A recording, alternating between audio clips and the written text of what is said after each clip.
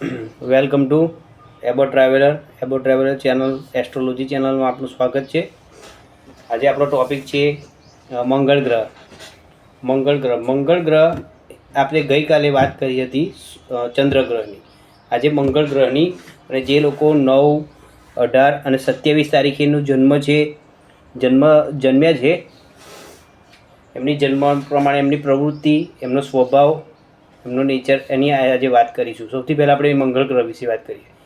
તમે કદાચ જોયું હશે, રાત્રે આકાશમાં ઘણા બધા તારાઓ હોય છે, અને એ તારામાં તમે જોજો ત્યાં લાલ કલરનો એક ચળકતો નાનો અમથો તમને તારો દેખાશે, એક સ્ટાર દેખાશે. આ સ્ટાર તમે જોજો તમારે એક્ઝેક્ટલી જે સૂર્યની દિશા હશે એ દિશાની અંદર જ તમને જોવા મળશે. કારણ કે એ એકદમ લાલ કલરનો જે ગ્રહ દેખાય છે, જે તારો, એ એકચ્યુઅલમાં હોય છે મંગળ ગ્રહ. હવે તમને મંગળ ગ્રહની એક અસર બતાવું. તમને ફિઝિકલી મંગળ ગ્રહ તો મેં બતાવી દીધો. હવે મંગળ ગ્રહ એક એવો પ્લેનેટ છે જે ભૂમિપુત્ર કહેવામાં આવે છે. ભૂમિપુત્ર મતલબ કે એને આ જે પૃથ્વી છે એ માતા છે, એનો પુત્ર છે એ ભૂમિપુત્ર. એનું મૂળ સ્થાન આવેલું છે ઉજ્જૈનમાં, બરાબર છે. હવે આપણે એ જાણવાનું છે કે મંગળ ગ્રહ આપણી લાઈફ પર, આપણી જિંદગી ઉપર કેવી અસર કરે છે, એની વિશે આપણે વાત કરીશું. મંગળ ગ્રહ એ લાલ કલરનો ગ્રહ છે. આ ગ્રહ આપણું લોહી, આપણી જે જનરેશનલ છે, જેમ કે આપણા બાપ, દાદા, પિતા, એમનું લોહી આપણામાં જે આવે છે એને રિપ્રેઝેન્ટ કરે છે. હવે મંગળ ગ્રહની એક ખાસિયત બતાવો. મંગળ ગ્રહ એ વોરિયર છે. વોરિયર એટલે યોદ્ધા. જે લોકોનો મંગળ ગ્રહ મજબૂત હોય છે કુંડળીમાં, એ લોકો હંમેશા ગુસ્સેદાર અને હંમેશા કમિટમેન્ટવાળા હોય છે. દાખલા તરીકે કોઈ બી કામ એમને એવું લાગે છે કે આ કરવું છે, એમનામાં એનર્જી બહુ જ હોય છે. જ્યારે તમે જોવું હોય તો જે લોકોની જન્મ તારીખ 9, 18 અને 27, એ લોકોનો સ્વભાવ બહુ અગ્રેસિવ નેચર, ગુજરાતીમાં કહેવાય કે સૌ આગળ પડતા ભાગ લેનારા છે. અને આ લોકો હંમેશા કોઈ રાજા મહારાજા, અત્યારના જમાનામાં તો કોઈ રાજા મહારાજા જેવું હોતું નથી, પણ કોઈ બી જગ્યાએ જોબ કરતા હોય, કોઈ બી જગ્યાએ એમની પર્સનાલિટી હોય, એ પર્સનાલિટી પરથી એ લોકો એક્શન આપે છે.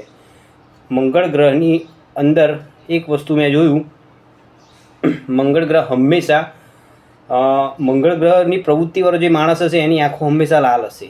બીજી વસ્તુ કે હંમેશા કોઈ બી પ્રવૃત્તિમાં આગળ પડતા ભાગ લેશે, અને એ હંમેશા બે જ વ્યક્તિઓનું માનશે, એક તો ફાધર, કાં તો એક એનો બોસ હશે. તો એનું કારણ છે કે સૂર્ય, આપણે ગયા વિડીયોમાં સૂર્ય વિશે વાત કરી. સૂર્ય એ લીડિંગ પ્લેનેટ છે, અને જે લીડિંગનો બી લીડિંગ છે એ છે મંગળ. એકચ્યુઅલી મંગળ એ સૂર્યમંડળમાં બહુ તાકાતવર અને બહુ એટ્રેક્ટિવ પ્લેનેટ છે. આપણે નહીં કહેતા માંગલિક દોષ. જેની કુંડલીની અંદર મંગળ ગ્રહ અમુક પોઝિશન ઉપર બેઠો હોય તો એને માંગલિક દોષ કહે છે. એનું કારણ છે કેમ માંગલિક દોષ. મંગળ ગ્રહની અંદર હંમેશા તેજ હોય છે એની અંદર, કે કયા ટાઈમે કઈ રીતે એક્શન લેવું. હવે અત્યારે હું તમને એક ઉદાહરણ, જે લોકોની 9 તારીખ, 27 તારીખ અને 18 તારીખની જન્મ તારીખ છે, એ લોકોનો મેઇન સ્વભાવ જોજો, એ હંમેશા પોતાના ઘરની અંદર બી અગ્રેસિવ લીડિંગ કરવાનું ઈચ્છતા હશે. જો સારો મંગળ અને ખરાબ મંગળ બે પોઝિશન હોય, સારા મંગળવાળા હંમેશા એ લીડિંગ પોઝિશન લઈને પ્રાપ્ત છે. ખરાબ મંગળવાળાની અંદર લીડિંગ પોઝિશન મેળવતા ઘણી તકલીફ પડે છે. અને મંગળ ગ્રહની એક મહત્ત્વની ખાસિયત કે તમારી કુંડલીમાં જો મંગળ સારો હોય ને, તો આજના જમાનામાં આપણે કહીએ તો ખેતીવાડી બાબત છે, પોતા ફાધરનો પ્રોફેશન છે, એ લોકો પકડીને સંભાળીને બેસે છે. અને મંગળને નેચરવાળો માણસ હંમેશા લાઈફમાં કોઈ બી એક્શન લેતા પહેલાં એ લોજિકલી એકવાર વિચારે છે, અને પછી એ સમયનો કોઈ રાહ જોતો નથી. અને મેં મોસ્ટ ઓફલી ખાસિયત જોઈ છે કે મંગળ ગ્રહની અંદર, જેમ કે મંગળવારે જન્મ થયો હોય, 9 તારીખે બી જન્મ થયો હોય, કે મંગળ ગ્રહ એની કુંડલીમાં બહુ પ્રોમિનન્ટ હોય, તો હંમેશા તમે જોજો પોલીસમાં, કદાચ પોલીસની અંદર એમને ખાસિયત વધારે જોવા મળશે. પોલીસની ભરતીમાં બી અગ્રેસિવ હશે એ લોકો. આર્મીની, ઇન્ડિયન નેશનલ આર્મીની અંદર બી મેં ઘણા લોકો જોયા છે. ઘણા લોકોની અંદર મેં એટલો પાવર જોયો છે કે એ કોઈ બી પોઝિશન ઉપર હોય તો એ ડિફેન્સ સેક્ટર. આજની તારીખમાં આપણે જોઈએ છીએ કે શેર બજારનું બહુ માર્કેટ ચાલતું હોય છે. તો શેર બજારનું માર્કેટમાં ગયા સાલ આપણે 2025માં આપણે જોયું કે હંમેશા પૃથ્વી ઉપર બહુ ઉથલ પૂથલ રહી છે. કારણ કે 2025નો ટોટલ આંકડો આવે છે ન્યુમરોલોજી પ્રમાણે 9 આવે છે.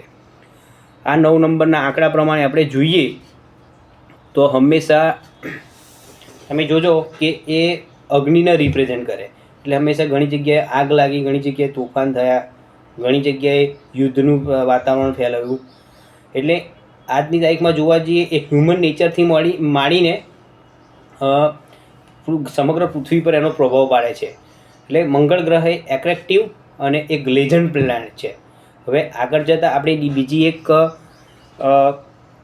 બીજા એક પ્લેનેટની આગળના વિડીયોમાં આપણે વાત કરીશું, જે છે બુધ planet. Thank you so much.